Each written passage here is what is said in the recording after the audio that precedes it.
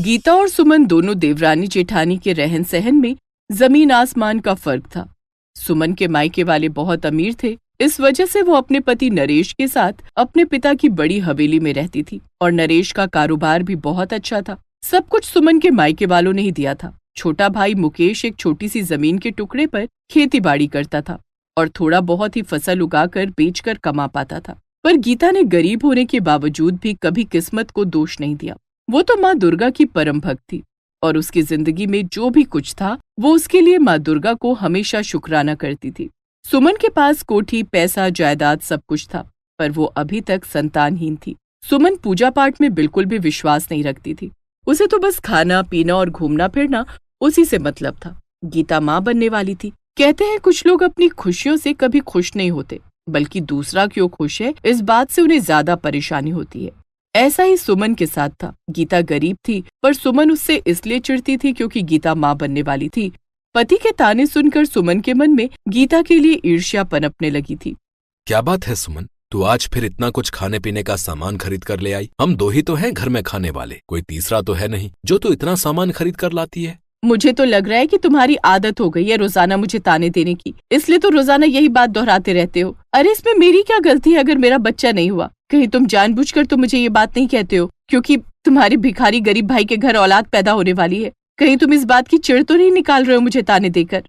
अरे नहीं सुमन, तुम तो हर बात का मतलब गलत ही निकालती हो। मैं भला तुम्हें ताने क्यों दूंगा? तुम भी ना पता नहीं क्या क्या सोचती हो। भले ही नरेश ने ऐसा ना सोचा हो, पर नरेश की बात सुमन को चुभ गई। नवरात्रि उत्सव प्रारंभ हो चुका था। गीता ने भी हर बार की तरह इस बार भी नवरात्रि व्रत रखे। वो पूरे विधि विधान से दुर्गा अष्टमी का प्रसाद बनाना चाहती थी, पर अचानक रमेश का एक बहुत बड़ा नुकसान हो गया। हे माता रानी, अब क्या होगा? कल दुर्गा अष्टमी है, मुझे कंजकों के लिए प्रसाद बनाना है, पर घर में बिल्कुल भी पैसे नहीं है। मैं कन्या पूजन कैसे करूंगी? कोई रास्ता दिखाओ माँ, मेरी मदद करो। पूरा दिन बीत जाता है पर मुकेश को कोई भी उधार नहीं देता। मुकेश परेशान होकर घर लौट आता है। गीता, लाला ने भी उधार देने से मना कर दिया है। कहता है त्योहार का मौका है, उसने उधार देना बंद कर दिया है। पैसे दूंगा तभी वो राशन देगा। मुझे माफ कर दे गीता, मैं तेरे नवरात्रि व्रत और कन्या पूजन के प्रसाद के लिए पैसे नहीं जुटा पाया। तेरा बहुत मन था इस बार हलवा पूड़ी चने बनाने का, पर कल सुबह तक कोई इंतजाम नहीं हो पाएगा। हे मैया, मुझे क्षमा कर देना, मैं बहुत मजबूर हूँ। उस रात गीता बहुत रोई। अगले दिन दुर्गा अष्टमी की कोई तैयारी नहीं। उसी रात माँ दुर्गा गीता के सपने में आती हैं। गीता, कल दुर्गा अष्टमी है। कल मैं तुम्हारे घर 9 देवियों के साथ हलवा और पूरी पकवान खाने आऊंगी। मेरे लिए कल प्रसाद तैयार रखना। माँ दुर्गा अंतर ध्यान हो गई। गीता उठी तो सुबह के 5 बजे थे। गीता जानती थी ये भोर का सपना है और माँ दुर्गा की आज्ञा है कि वो प्रसाद बनाए। इसी सोच में गीता बिस्तर से उठी तो अचानक किसी ने दरवाजा खटखटाया। मुकेश ने दरवाजा खोला। जी, आप कौन? भैया, मुझे किसी ने तुम्हारा पता दिया है। क्या तुम खेतों में काम करते हो? जी, मेरा अपना खेत है, मैं खेती बाड़ी कर लेता हूँ। इसका मतलब मैं बिल्कुल सही जगह पर आया हूँ। मुझे एक ऐसे आदमी की जरूरत है जो मेरे खेत में बीज बो सके। मैं दूसरे गांव में रहता हूँ। क्या तुम मेरे साथ मेरे गांव चल सकते हो? जैसे ही काम खत्म होगा तुम वापस आ जाना। तुम्हें इस काम के मैं अच्छे पैसे दूंगा। कहो तो मैं एडवांस दे देता हूँ। व्यापारी सेठ की बातें सुनकर मुकेश की आंखों में खुशी की चमक आ गई। आज दुर्गा अष्टमी के दिन सुबह सुबह माँ दुर्गा ने उस पर कृपा की थी। मुकेश सेठ से रुपए लेकर गीता के हाथ में देता है।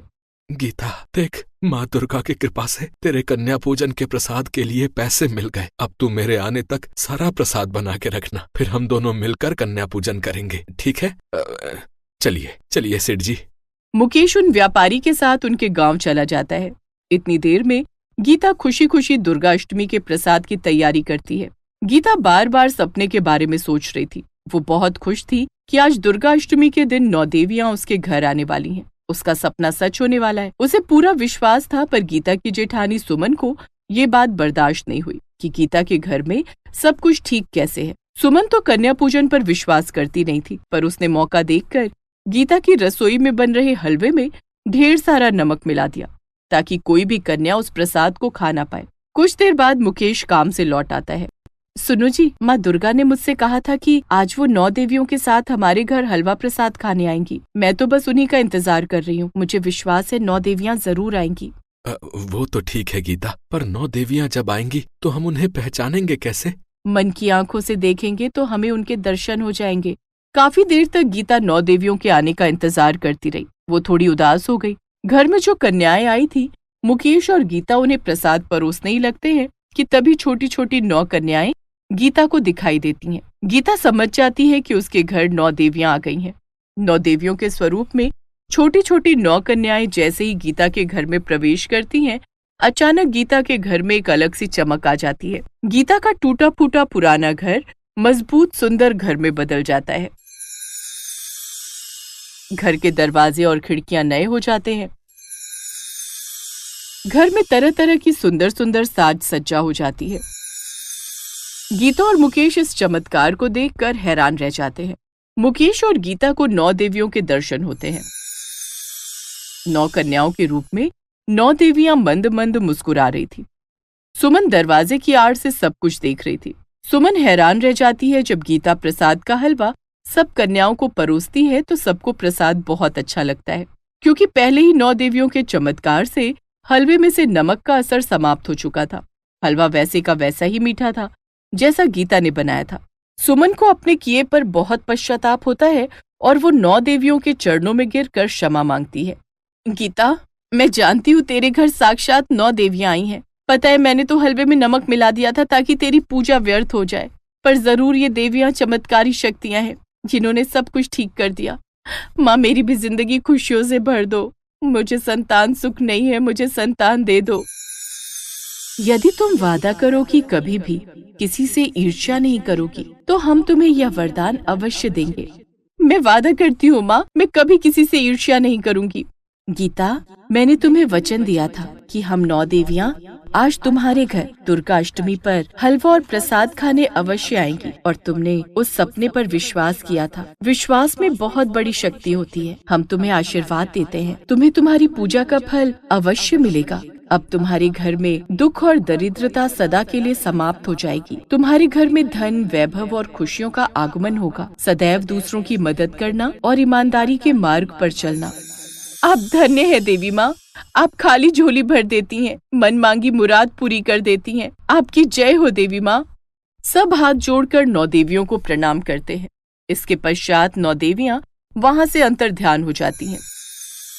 कुछ समय बाद देवी माँ के आशीर्वाद से सुमन गर्भवती हो जाती है और वो अपने जीवन में आई इस बड़ी खुशी के लिए देवी माँ को धन्यवाद कहती है। अब सुमन ने भी गीता की तरह देवी माँ के नवरात्रि व्रत और अष्टमी पूजन करना प्रारंभ कर दिया। मुकेश का बड़ा भाई नरेश भी उसके साथ बहुत अच्छे से व्यवहार करता था। दोनों भाई और दोनों देवरानी जेठानी मिलजुल कर रहती थी। माँ दुर्गा के आशीर्वाद से गीता के घर एक प्यारी सी बेटी का जन्म होता है। बेटी के आ जाने से उनकी जिंदगी खुशियों से भर जाती है।